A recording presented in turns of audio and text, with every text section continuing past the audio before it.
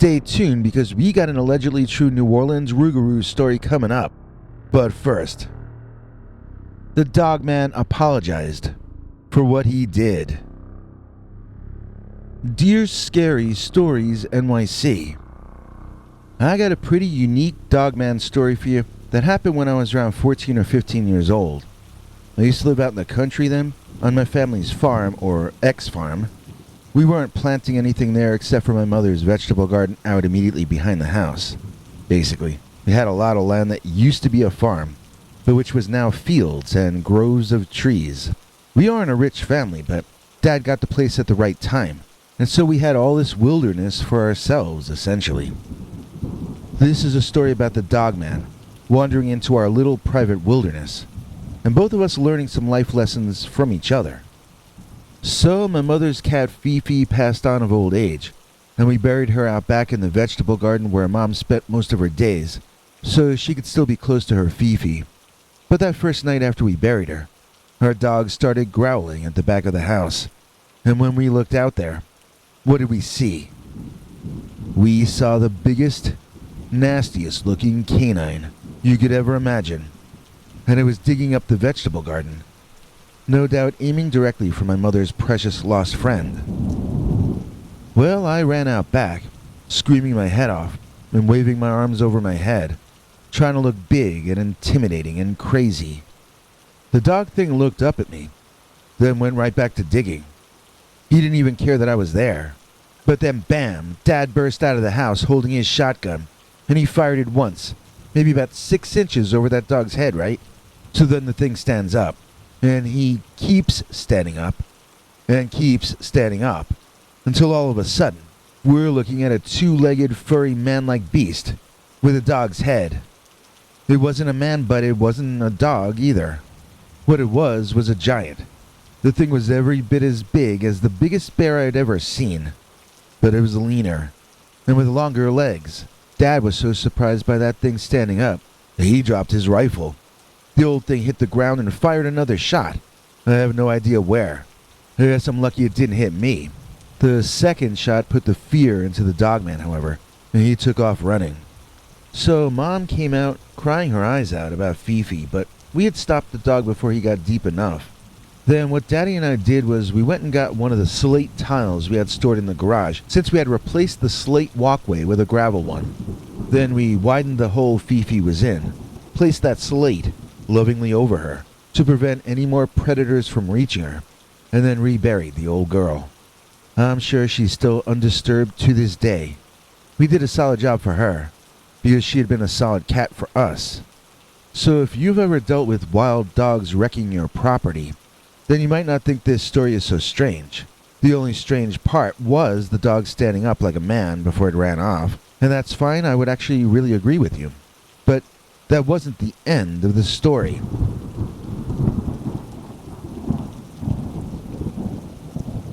That was only the preface for the real story, which I plan on telling you right now. So we were cleaning up after dinner that night.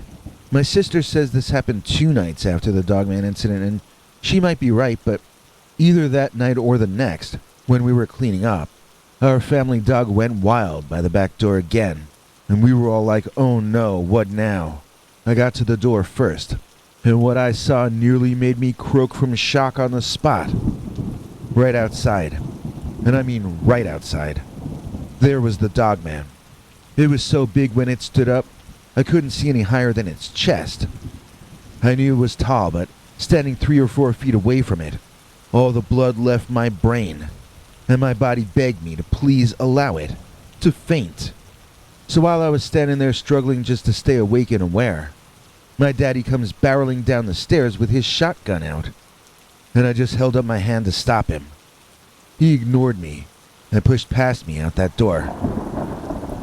And then I found myself looking at my daddy and that Dogman, standing just a few feet from each other, totally still, staring, unmoving. I think Daddy was planning on shooting the thing, but when he looked up into those sad eyes, he just dropped the nose of the rifle down, and then the two of them stood there. Eventually the Dogman held out its arm, and offered something it had in its paw to my daddy. I couldn't see what it was. Once my father had taken whatever it was from the creature's hand or paw or whatever, the dogman turned and trotted a few steps away, then dropped to all fours and bounded gracefully out of sight into the trees, faster than a racehorse could have done it. I looked at my daddy from behind, watching him observe the big dog leaving. He stood there silently for some time before finally turning around to come back inside, and that's when I saw what the dogman had given him. He had given Dad a quail, a bird. It was a decent size. We could have gotten a meal from it, maybe, with enough vegetables and stuff on the side. Dad said we couldn't eat it, though. He said, "We really don't know what that dogman is. It might be like a regular dog, in which case it probably would be safe to share in eating his kills. But that creature might actually be an entirely different species that only seems to resemble a dog. And in that case, it might carry disease, or have bacteria in its saliva that could get us all sick. It just wasn't safe to consider eating that bird, and so it got trashed, instead of getting cooked." But even if the gift from the dogman ended up in the garbage, my parents both seemed moved by the gesture. My dad told and retold the story until he passed away. How sad the eyes were of the creature as it offered him the bird, and clearly was trying to apologize. Dad would talk about the bravery of the beast, to risk his own life, risk getting shot, just to say that he was genuinely sorry. Dad would get tears in his eyes, and he would say that the incident proves that much of what we think of as human, having deep feelings of regret, wanting to make amends for things you know you shouldn't have done, wanting to show the other that you respect him as an equal, all of these things can exist in creatures that aren't human. To Dad, this proved that knowing the difference between right and wrong existed before humans were here. Doing the right thing turns out to be a universal concept. He'd have tears running down his face, and he'd say that the dogman taught him religion better than any preacher. Actually, that was when Daddy made amends with the preacher at our church, who he had been fighting with for years. And then Daddy came back to church. He would say after each sermon that the preacher got a lot of it wrong, but his heart was in the right place. And searching for the goodness in everyone's heart was what my dad was all about in the second half of his life. It was a quest that began on the day when the dogman apologized for what he had done.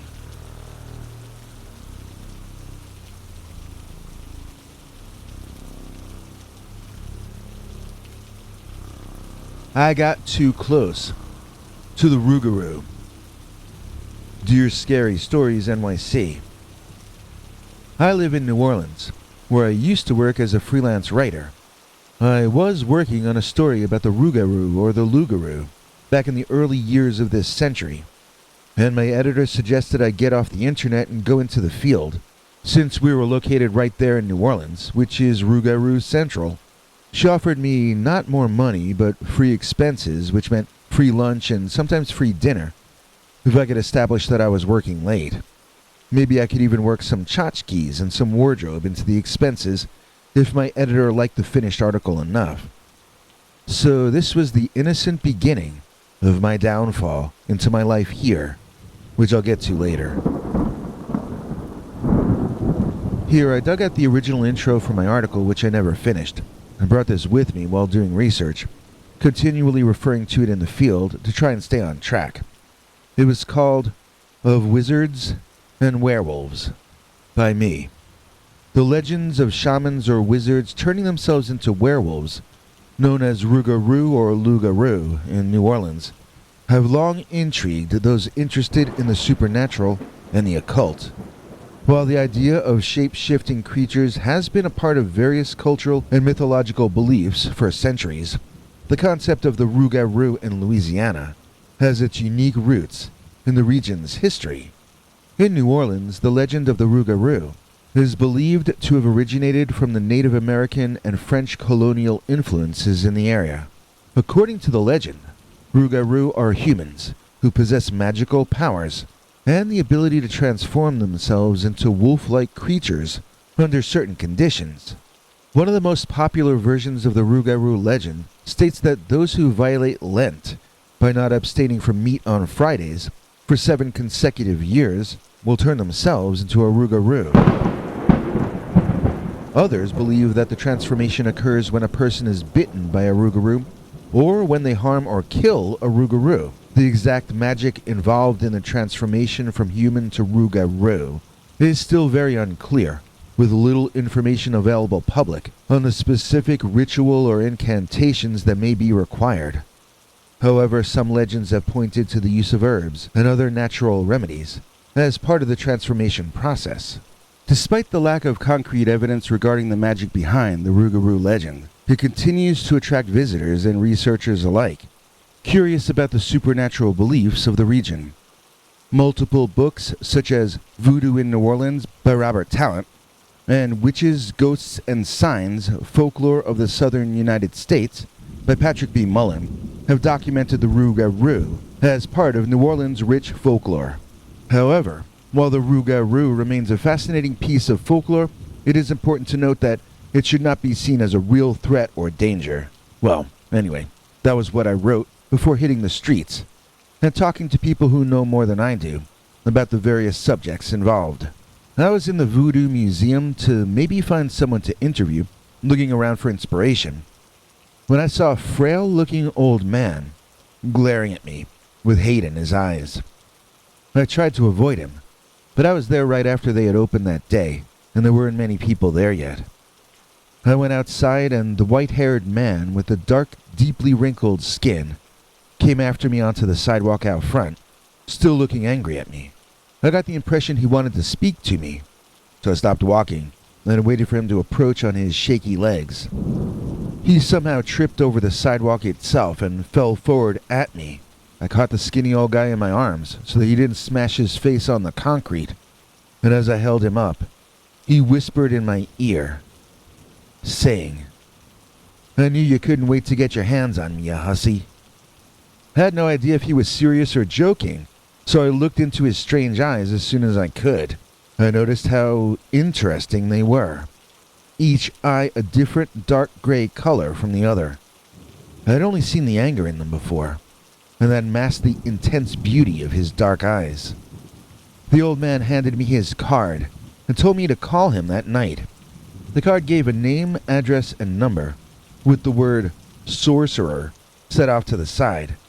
I chuckled at the word and raised my head, intending to ask him a question, but I forget what it was. The weak old guy was somehow completely gone from my sight before I looked up from his card. I know it sounds silly, but that kind of gave me a chill, and I actually wondered if he might really be a sorcerer. That night, I did as I'd been told to, and I found myself talking on the phone to a man who had the richest voice I had ever heard. I didn't think this was the same frail old man I had met earlier, the one who glared at me. This man seemed stronger, younger, more virile, and yet he insisted he was the man who gave me his card. He had a way with words, and a comfortable yet commanding attitude toward me. I got off the phone feeling excited that the gentleman was going to give me some free lessons on the inner secrets of shamans who turn into Dogman. In other words, he was going to try to explain to me how a Rougarou was created in the first place. Now that was the kind of thing I wasn't going to find on the internet back then. That was the kind of thing I would only find in the field, inside New Orleans itself. I told my editor my good news, and we both patted ourselves on the back at how smart we were. When I arrived at the location on the business card, I was met by a man who looked to be the son, or even grandson, of the elderly fellow I met in the street that day. He clearly had a strong family resemblance, but he simply could not have been the same man because he was far too young. After greeting me and bringing me inside, I began to ask him a question, and he interrupted me to inform me that he was going to be demonstrating to me how a sorcerer changes into a Rougarou. There are several alleged eyewitness accounts describing a transformation from man to Rougarou or Lougarou. Many of these accounts come from Louisiana folklore. The transformation is often described as painful and accompanied by physical changes, such as sprouting fur, elongating teeth and nails, and developing a muscular and animal build. There are also reports of the individual experiencing intense cravings for raw meat and exhibiting aggressive behavior. One such account comes from 19th century Louisiana, where a man named Jean reportedly transformed into a Rougarou after being cursed by a local witch. According to the legend, Jean's transformation was described as a painful process that left him howling in agony. He grew fur and claws and became increasingly violent, eventually attacking and devouring several people. The earliest fictional transformation seen from man to werewolf in literary history is often credited to the novel The Book of Werewolves by Sabine Baring Gould, published in 1865. The book includes a chapter entitled The Transformation into a Werewolf, which describes a young German painter's transformation into the beast after being bitten by an unknown animal. However, it should be noted that werewolf legends and folklore date back much further than this novel. To me, this was all a matter of history and a collection of facts. To my host, though, this was a lifestyle, a way of being. I checked my watch, wondering how long this demonstration was going to take. I had no idea. It was going to take the rest of my life. The strange young man lit incense, which had an odd odor to it. He spoke in a rhythmic way, often rhyming but not always. I found myself feeling drowsy, and I had to pinch myself to keep my eyes open. I wasn't really understanding what he was chanting, and I certainly wasn't taking the notes I was there to take. At some point, I remember the man holding me in his strong arms and carrying me. It felt so good, and I woke up later in a bed, in a room I had never seen before. I was in a cold sweat. I felt different. I looked down at my hands, and instead of the usual 5 fingers, there were now razor-sharp claws. I felt a wave of fear wash over me as I realized that I was changing into a werewolf. But how was this possible? My arms and legs convulsed as I felt the bones crack and reshape into a wolf-like form. My body hair grew longer and thicker, and my nose pushed forward into a snout. The transformation was painful, but somehow it also felt exhilarating.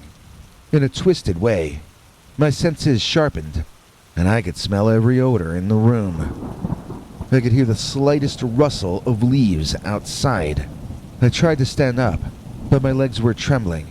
It felt like my body was too big for me to control. I stumbled clumsily toward the full-length mirror, and when I saw my reflection, I screamed, but it came out as a long, plaintive howl. The face that stared back at me was not my own. Rather, it was a wolf's face, with yellow eyes and long fangs. I tried to reach out and touch the image in the mirror, but I couldn't control my movements, and I collapsed on the floor, whimpering in pain. As the night went on, I began to realize that I was a prisoner in my own body. My thoughts were no longer my own, and I was forced to act on animal instincts. All I could think of was the hunger I felt deep within me, a hunger for flesh and blood. I knew I needed to escape and find the person who had done this to me. But for now, I was trapped, unable to open the door that led out of the room. Every time I tried, my new claws slipped on the doorknob. They only made small marks on the wood, not enough to break free. I was a monster, trapped in my own body, and all I could do was wait. The man had shown me how a werewolf comes to life from a human form, but he lied when he said I would be seeing the sorcerer transform. No, he transformed me instead. He cursed me with werewolfism. I was not a Rougarou at all. I was just a woman who turned into an animal. My life was over. I could never live among people ever again. I wasn't even human anymore. I was, and am, a beast, a dangerous animal. And so, when the man showed me that he had the ability to stop the transformation, to keep me human all the time, I told him I would give him anything in return. He said it wasn't as simple as that. I would need to live with him, to be his wife. He had no reason to protect a random stranger, but if I were to become his wife, why then it would be his obligation to protect me and to keep me from harm. And so, I gave up my career, I gave up my friends, I gave up my interests, and I started learning how to cook the man's favorite meals. Because I am his wife now.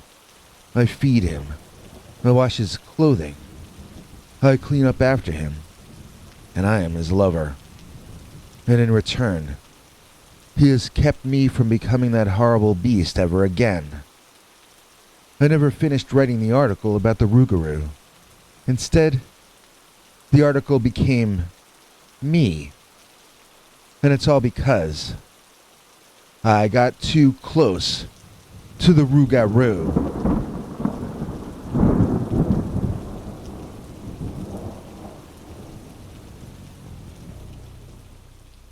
These days, YouTube makes me madler. I don't know where we'd be without Julie Sadler. Please join me in thanking today's executive producer, Julie Sadler, for making this episode possible. Julie has been a $7 channel member for 10 months now, and we can't thank her enough. In return for helping us stay online, Julie gets to see our secret, uncensored stories, far too wild to run on this channel. She also sometimes gets to see episodes in advance of the general public. If you'd like to see us stay online and think you want to help out, then listen to this message from our international TV spokesmongrel, Henry Lee Dogman.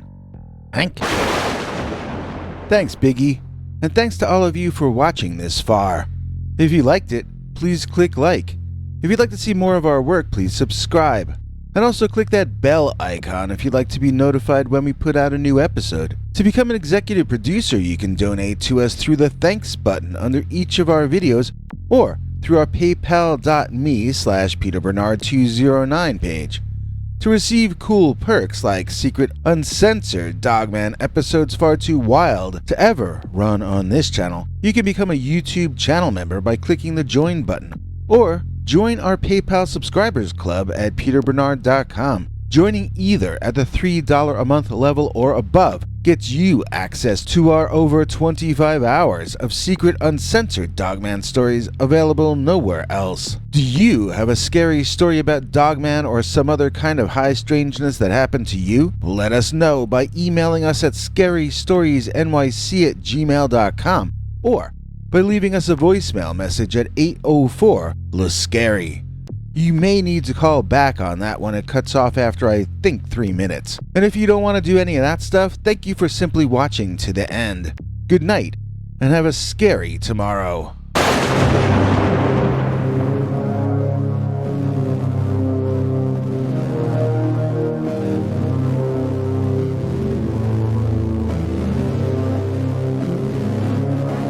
Come back for more scary stories.